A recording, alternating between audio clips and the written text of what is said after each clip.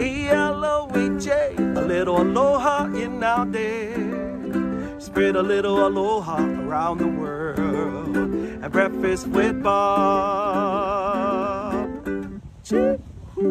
Thank you, Pancho Man. Welcome, everybody. Breakfast with Bob, not quite Kona edition. My name is Bob Babbitt. We are brought to you by Hoka Oneone, Master Spas, Clash Endurance, UCAN Hyper Ice, Premium Plus Sports, Form Smart Swim Goggles, and of course, our Challenge Athletes Foundation. During COVID, we sent out 3,038 grants totaling $5.1 million to keep challenged athletes in the game of life through sport. Our next guest is a young man I have not had a chance to meet yet. I'm really looking forward to chatting. Mr. Nathan Ford joins us. Nathan, how are you? I'm good. Thank you, Bob. How are you? I am wonderful. So since we're seeing you in your brace, take me back to, we're talking August, right? Just in August 2021. Do you remember what happened? August. Can I just to say to start with, this is so surreal for me to be speaking to you on this show. I mean, the caliber of athletes that you have on here, the world's best, the people that I've looked up to when I've been competing, and to have someone like me on here is just mind blowing. It doesn't make much sense, but I'm so thankful and grateful to be on here. And it's as you can see, I'm just buzzing from ear to ear. Well, Nathan, to be honest, I mean, didn't you swam at the highest level, and you swam in the Commonwealth Games. You've done so much as a Ironman athlete and as a coach. Of course, you deserve to be here, man. Even before the accident. Come on now. Yeah, thank you, mate. So going back to August, I was competing in the British Championships up in Scotland, as you know. Yeah. And unfortunately, I had an accident on the bike. Initially, I didn't remember much of the swim at all, and nothing of the bike leg. Speaking to my wife and other people, I've sort of regained a bit of memory about the swim, but going on to the bike leg, nothing at all, not even the crash. So yeah, I don't remember anything. So you were supposedly like 50 miles or so into the bike ride, and when you get to the hospital, you just had movement in your toe. They were talking about respirator for the rest of your life. It was pretty dire. I was actually at Collins Cup, and Joe Skipper was telling me what had happened, and I was like, well, we need to get Nathan involved with Challenge Athletes Foundation. Who knows where this is going to go? But you had movement in your big toe, your left foot, and that was it. Yeah, that was it. I mean, I was communicating by blinking to my wife and to the rest of my family. But initially, yeah, just my big toe. The doctors said the diagnosis wasn't good at all. It was touch and go whether I was going to survive. I mean, I had CPR administered to me at the scene of the accident as well. So I stopped breathing, my heart stopped. So yeah, it wasn't looking good to start with. But as you can see now, the movement and my function has come back more than any of the doctors would have imagined. So I'm very thankful just to be sitting here. Yeah, they were talking. You were originally paralyzed from the neck down, brain injury, broke your C1 and C2, which usually means quad, damaged spinal cord. It's just everything that the worst that you could ever think of as an athlete. So while you're laying there, what's going through your mind? Well, whether I'm going to make it or not, really, to be honest. From what the doctors had said, the level of injury I sustained, as you just mentioned, C1 and C2, it's a very high level injury. And the outcome of those kind of injuries is not good at all. So I've sort of defined the odds a bit, really, to be where I am today.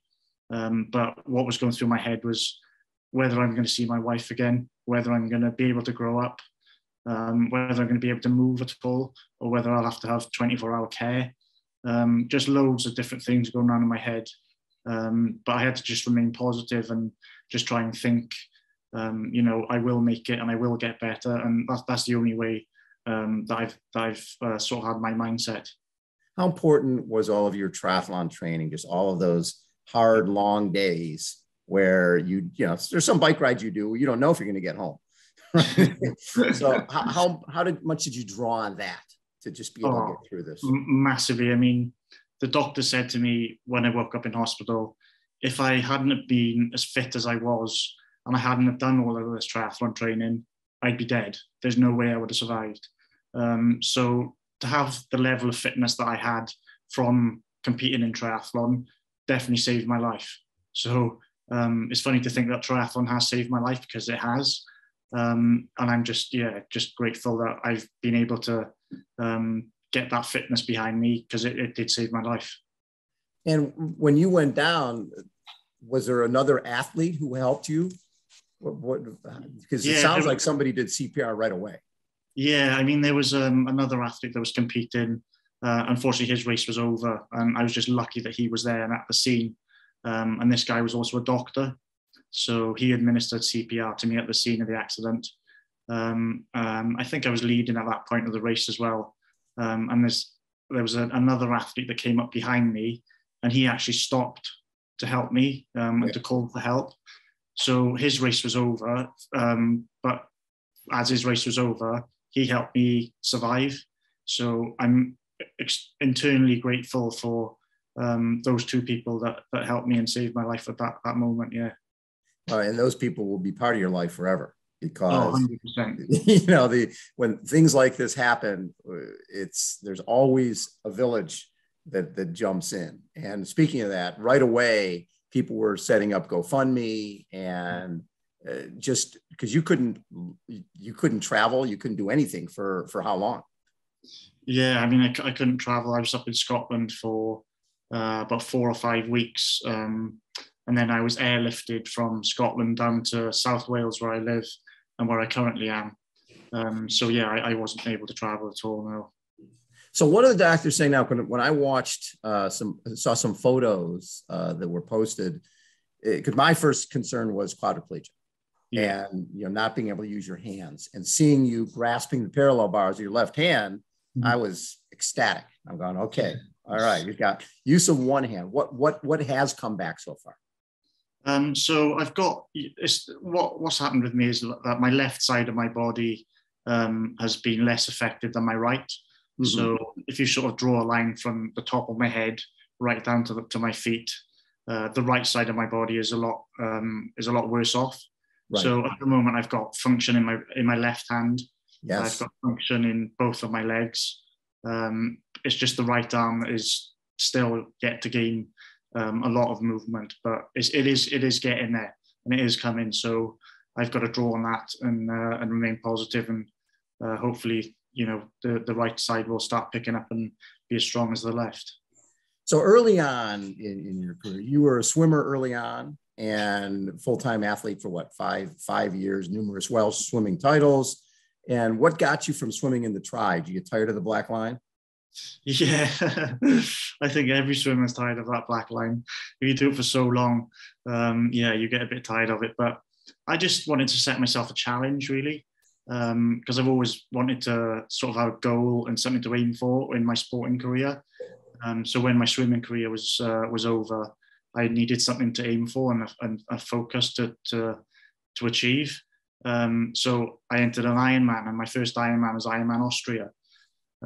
Absolutely beautiful course. And I went into that Ironman thinking, I just want to finish this race, because I see all of these athletes, the world's best, making it look so easy, getting out on that course in Austria, and it was so hard.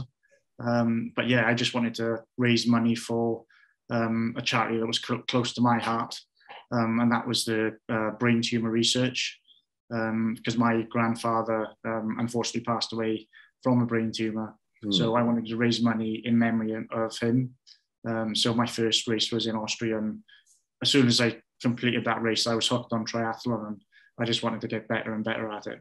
Wow. And first time out, 9:39:42. So that's pretty amazing to get better at it. You're pretty good right away. I mean, I didn't really even know if that was a good time or not. I genuinely went in there just to finish the race. Yeah. So yeah, I was when people were saying, 9:39, that's a good time. I was like, I've got no idea. But yeah, it was great. And then you qualified to represent Great Britain at the European Olympic Distance Championships, finished top 10 again in Austria. And then you go to Ironman Wales, third, in 2017, third, 30 to 34. And that qualified you for Kona in 2018. What was that first Kona like for you? Well, I remember actually, because I've watched your show and I've watched all the athletes that you've been interviewing over the years. So I wanted to go to Hugo's on the Rocks and to watch Breakfast with Bob live. So me and my wife came down to watch it. And just before you went on, I remember you came over and you just started chatting to us as if we were, just normal people. And that was really, really good of you to do that and really nice of you. And as I remember, as we finished the conversation, I was like, God, Catherine, do you know who that is? And she's like, no. I was like, that's Bob. That's, Breakfast with Bob. I was absolutely ecstatic. So to meet you there in 2018 and get a feel for the island, it's incredible. So, and then 2019, one of my favorite races on the planet is Challenge Roth, and you go 8:43 there. Yeah, what did you think of that course? Oh, brilliant course. It's probably the best course I've done. I've heard so many good things about Challenge Roth. So, and it's quite difficult to actually get a place on that race as well. So when I was fortunate to get a place, I was absolutely buzzing. And obviously that was my sole intention, was to do well at Roth. I had 3 Ironman distance races that year, but Roth was definitely the most special one for me. Well, yeah, you did Cozumel in 8:40 and then Wales in 9:36. And people don't really realize how tough that Wales course is. What makes that race so tough? Yeah, it's definitely a tough course. It's the elevation on the bike. It's up and down steep hills. There's not many flat sections of the course at all. And the run is absolutely brutal. It's got, I think, almost close to 2,000 feet of elevation on the run. And it's 4 laps, and it's draining, it really is. But it's such a special course as well. I don't want to put people off by saying it's a really tough course, because it is. But the support there is absolutely incredible. The best support I've ever witnessed in a triathlon race. So if you're thinking of doing an Ironman race and you're sort of struggling to find out where to go, I'd 100% recommend coming to Wales, because it's special. When I was doing a little reading about you, Team NFT, train hard, train smart, power of positivity. All of that stuff that's exactly what you have to be now, right? Every single day, you have to live and breathe what you've been preaching for years. Yeah, a different kind of way. Train hard, train smart is my sort of little motto that I like to say. But it's the same thing as I'm going through now. I've got to train my body, and I've got to do it a smart way to get as well as I can. So taking that mindset from racing in a triathlon to, getting as well as I can physically and mentally. And it's hard, it's really hard, but I've got that mindset of an athlete, which I'm very lucky to have. So my determination is still high, and it will continue to be so. As long as I'm seeing progression, then I'll keep going the best I can. Normally, I'm sure when you're training for an Ironman, you're training 6-7 hours a day. And now if you're doing a therapy session, I'm sure they're an hour, maybe an hour and a half. Yeah. It must be like, wait, that's it? Aren't we doing more? What's going on? Yeah, that's just the warm up. Come on, where's the rest of the session? Exactly. Yeah, it is tough, but unfortunately, I'm limited to that hour a day of physiotherapy, which for an athlete like doesn't even touch the sides. Training 6, 7, 8 hours a day on a regular basis to going down to, to be honest, it's not even an hour. It's more like 30 to 40 minutes by the time you get down there and you actually get set up on the equipment. So I've had warm-ups 3 times longer than what I'm doing at the moment, and it is pretty tough. It's fascinating. A number of years ago, we had Tim Don on in Kona at Breakfast with Bob the day before he got hit. Yeah, and then in April, he came to run the Boston Marathon, and we were doing the show from the Boston Marathon, and he came on and ran 2:49, I think, at Boston, right, and went through what he, trying to get around on with the neck brace and everything that he was doing. How often does this thing stay on all the time? Do you have to sleep in that? Yeah. Unfortunately, I have to sleep in it, so it's on 24/7, which is pretty tough. I mean, trying to sleep with something like this attached to your body it is difficult. What are they saying time-wise? How long will you have to keep that on? Well, fingers crossed. I'm hoping it's going to be this Friday. Oh, yeah. So, it's about time I had a bit of good news. So yeah, we'll see what happens on Friday, but fingers crossed, this brace will be coming off Friday. what's fascinating is I totally understand the mindset of the doctors. They sort of have to give you the worst prognosis they can, because they don't want to say, oh, he'll be up and around, and then have that not happen. So they usually paint a pretty dark and dire picture. Are they surprised at just what you've done? Because from that first diagnosis saying, you know, we're talking ventilator, we're talking moving just one toe, to a guy whose whole left side of the body is moving, both legs are moving. I don't see much brain damage unless you were a brainiac beforehand. you look great, you sound great. Are the doctors blown away by your progress? I think so, yeah. I mean, I haven't got any issues with my brain activity at all, which I'm so thankful for. Yeah, I'm very lucky. But yeah, I remember, I think my wife emailed one of the consultants up in Scotland to say how well I was doing, and showed them videos of what I was doing in physiotherapy. And they were like, Nathan Ford? No, that's like, you must get mixed up. There must be a different Nathan, because they genuinely couldn't believe it. They were so shocked. So yeah, I'm just trying to prove those doctors wrong, that what they said isn't going to happen. That's not what I want. So I'm just going to keep fighting for, to be the best I can. Yeah. So in 2017, a woman named Lauren Parker was getting ready for her first Ironman in Australia and crashed, went into guardrail, paralyzed from the waist down. And I chatted with her 2 months afterwards, and she said, I need to stay in sport. I need to get back into triathlon. And we brought her in October. She checked out of rehab to come to San Diego for our weekend, our San Diego Triathlon Challenge weekend. And within a year of her accident, she took a bronze at the Commonwealth Games in the para-triathlon, and then won the gold the following year in 19, and then took a silver at the Paralympics in the para-triathlon, and then just won 70.3 World Championships in St. George. So things can turn around, and sport can still be a huge part of your life. Have you started looking at, what options might be out there? I mean, yeah, sport has always been a part of my life. Ever since I've been sort of like 3-4 years old, yep. I've always been involved in sport. So it would be a big shame to have something like this happen to me and not still be involved in sport afterwards. So I think I'm definitely going to be involved in sport in some way, shape or form. I haven't really thought about it too much at the moment. Yeah, I'm taking it day to day. My sole focus at the moment is getting as well as I can. I'm definitely going to still be involved in triathlon because I've got my coaching business that I'm running.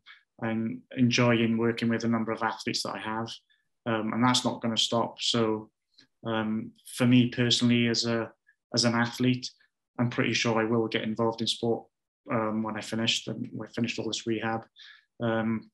It's just what I'm going to do and when. Yeah, I haven't decided. Exactly. Well, we'd love to have you come join us in October, because I think you'll. When Lauren came, she met Carlos Moleda, 5-time Ironman World Championship champion in the hand cycle division. She met David Bailey. I think she thought when she came she was going to be sort of the focus, and she saw 150 challenge athletes from all over the world there, and was like, "Oh, okay, that's a lot bigger than me." So if October works for you, we want you to come join us in San Diego. I appreciate that so much. I mean, when you sent me the email to invite me over there, Catherine, my wife, was saying, "Yes, we're going." Sure. But we've got to take it day by day, see how I am by that point of the year. But to see what you've done with the Challenged Athletes Foundation is just incredible. And to be involved in something like that would be, it would be a great thing for me. physically and mentally. So to see the athletes that you've had in the Challenged Athletes Foundation, it's really motivational and really touching. So it's something that I would love to get involved with. Love it. What was there a moment, obviously, when they first start saying you have movement in your toe, you're going to be on a ventilator, all that negative. What was the positive that hit where you're like, okay, maybe I can turn a corner here? I think that the most positive moment for me was saying to myself, I don't want to be on a ventilator for the rest of my life. That's not something that I want. So I was fighting as hard as I could to ensure that I was getting off that ventilator. And that was the big turning point for me, was being able to get off it and being able to breathe independently again. And once I turned that corner, I thought, right, I've done this. What more can I do? And it really gave me the motivation and the willingness to carry on and see how far I can get. And that's still the case today. I'm not happy with how I am at the moment. To say I'm happy would be a lie. But I know that I will be happy in the future. Yes. And it's just getting to that point. How are you with that brace? I remember talking to Tim Don, just saying that the hardest part was just figuring out how to sleep. And like sitting in a chair, and when you had the halo and all that, how are you sleeping? Do you try to lay down? Do you sit up? Yeah, I'm laying down. On my side, I feel the most comfortable. I mean, I had the halo on before I had this brace. Right. And I was sort of given the option, because I had an operation up in Scotland, to have a plate fitted in my neck. Unfortunately, that plate slipped. And the doctor said, you're going to have to either have another operation, which would fix your neck in the same place, and you wouldn't be able to move your neck for the rest of your life. Yeah. They would fuse it. Yeah, that's bad. Yeah. Or the other option was to have the halo. And the only reason I knew what a halo was because of Tim Don and what he'd gone through. And I remember watching the documentary on Tim Don, the man with the halo. Yep. And I remember thinking to myself, there's no way I could ever have one of those. Like how this guy has gone through that and seeing all the struggles that he was going through. I thought there's no way I could have one of those. And, a few years later, there I was with a halo. So I took that option, and I think it was the right thing to do, rather than having that second operation. So yeah, sleeping is difficult, but I'm okay. I'm getting there. I'm getting around it. How have your athletes been? Obviously, you're a coach, and you've got a group of people who really care about you. How supportive have your athletes been? And actually, in the whole triathlon community, it is a small world. Our world is very tight in terms of triathlon, and I'm sure the triathlon community has been pretty supportive. Oh, honestly, I can't even really put it into words how supportive they've been. The triathlon community not just in South Wales where I live, but across the whole world, they've all come together and they've all donated and supported me incredibly. And I've got to say to the athletes that I've got as well, they've all stuck by me when they weren't getting coaching whilst I was in hospital and I was injured. So to have them stick by me, I'm just forever thankful for every single one of them. And the triathlon community coming together, it's just so touching, and it's incredible to see. And when I saw the amount of money that people have raised in support of me as well, it's just mind-blowing. I can't honestly get my head around why people would want to do that for me. But I'm just so thankful. Well, because it could be any of us. We're out there riding on, half-inch, 1-inch tires with 120 pounds of pressure in them. Stuff happens.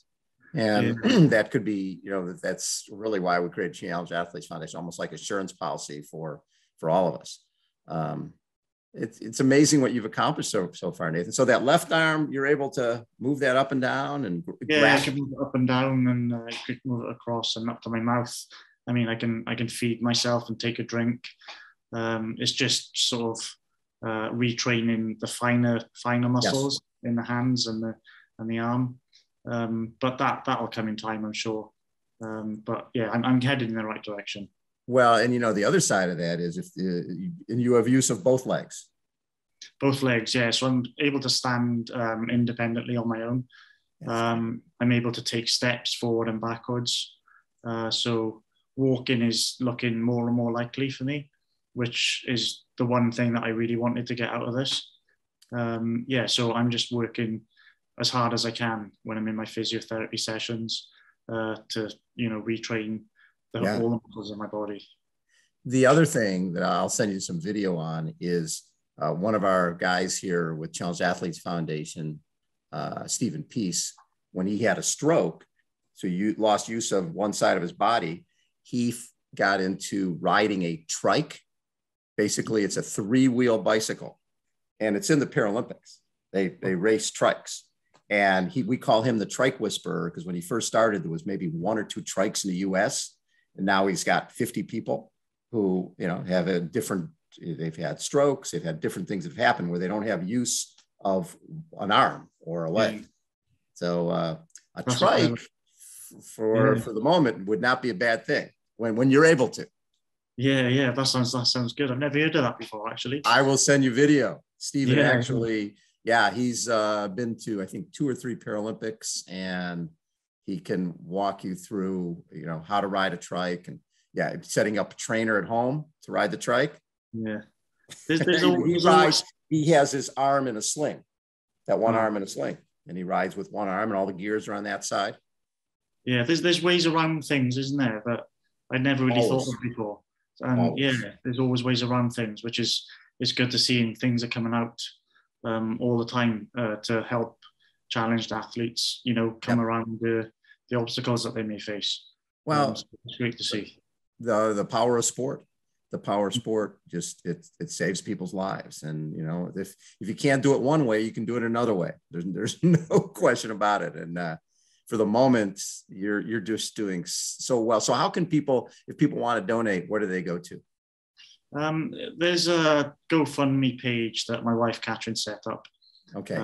And there's a link to that on my Instagram page, which is @Nathan4Triathlon. And there's a link on there to donate as much or as little as anyone likes, and it's all going towards things that will really help benefit me in the future. I made a joke to one of my friends that I'm actually emigrating out to Kona, Hawaii with the donation money. That's not the case, I promise. As much as I'd love to, it's not the case. It's all going towards my rehabilitation, of course, and any adaptations that I may need in the future. I'm extremely lucky to have that financial backing behind me now. But yeah, it's just great. Before this, were you working full-time as a coach? No, I was part-time actually as a coach. I had another job which was working on the railway as well in South Wales. But now I've always wanted, there's always been my dream to go full-time into coaching. But I've never sort of had the bottle and the guts to take that step. But now this has opened up a new door for me, and I'm able to do that full time, which has always been a dream. So when one door closes, however many doors open, and you've got to take those opportunities and grasp them with 2 hands. I love it. I just love what you've done, Nathan. And this journey is just starting. It's going to be really fun to see where it goes, because I think you're going to shock the world. Yeah, it's exciting. I mean, like I said, the doors open when things like this happen. So you've got to take that opportunity to anything that comes across your path. And I'm extremely lucky that I've been involved in sport all my life. Like I said earlier, I'll continue to be involved in sport. And yeah, we'll see what the future holds. Hey, when you were a swimmer, what was your stroke? Freestyle. I was actually 50-meter freestyle specialist. So you were a sprinter. I was a sprinter, yeah. Then you go from that to Ironman. I know, it's just one extreme to the other. I mean, I wouldn't even compete in 100 meters. It was 50 meters, and that was it. It was too far. So to go from that to 3.8 kilometer swim, people would never believe it at the time. Here I am. That's amazing that you went from being a 50 specialist, thinking 100 is too far, to jumping in the triathlon and getting into Ironman really quickly. Yeah. I mean, I threw myself in the deep end, really. I think I did one sprint triathlon before my first Ironman, and then I just went straight into the Ironman race. And it was definitely an eye-opener. But yeah, I've loved every minute of it, the endurance side of the sport, which is something I've never experienced. But I love it so much. What was your best race? That's tough, because Challenge Roth is definitely up there as one of my favorite races. And obviously competing in Kona in 2018, that was very special. But I think because it's so close to home and so close to my heart, I think it's got to be Ironman Wales is my favorite race. And I've done that twice. And like I said earlier, I'd 100% recommend it to anybody out there. Come down to South Wales and experience the beautiful course that we got right on the coast of Pembrokeshire. It's tough, so be prepared, but it's such a great race. Nathan, thank you so much for taking time. I really appreciate the conversation, and watching your progress has been really eye-opening, from, again, not being able to move one toe to what you're doing now. It's you're going to go a long way. And it's C1 and C2, right? Are both broken. Yeah, C1 and C2 both. Well, actually, my C2 actually shattered completely, so they had to reconstruct that vertebrae. But I had a CT scan actually this week, and it shows that those two bones have almost completely healed. Wow, which is great news. Yeah. So hence the reason why this race is hopefully coming off on Friday. So yeah, I've got everything crossed, and I think everybody else has as well, that it'll be the good news that I'm hoping for. Nathan, thank you so much for taking time. It's been truly an honor, and hopefully if things work right, we'll see you in October. Oh, that would be a dream come true. I mean, thank you so much for reaching out and all the support that you've given me over the last few months. It's really given me the drive and determination that I need to have someone like you reaching out to me and giving me that support and inviting me on Breakfast with Bob. I still can't get my head around it. But I'm truly thankful for your support and everything that you've done for me. So thank you, Bob. Nathan, thank you. We have a small community that I always say we're a small sport with a huge heart. And that's what this sport is all about, making sure if somebody's down that we get them back up so they can do whatever they want. Yeah. And we'll see you in a triathlon again. I'm pretty positive about that. Yeah, I think so. I mean, I'm definitely going to be coming out to Kona to watch the race again. So we'll have to meet up for a coffee definitely down there. I love it. Nathan Ford has been our guest, everybody. Again, a Breakfast with Bob, not quite Kona edition. Thanks everybody for tuning in. We'll catch you next time.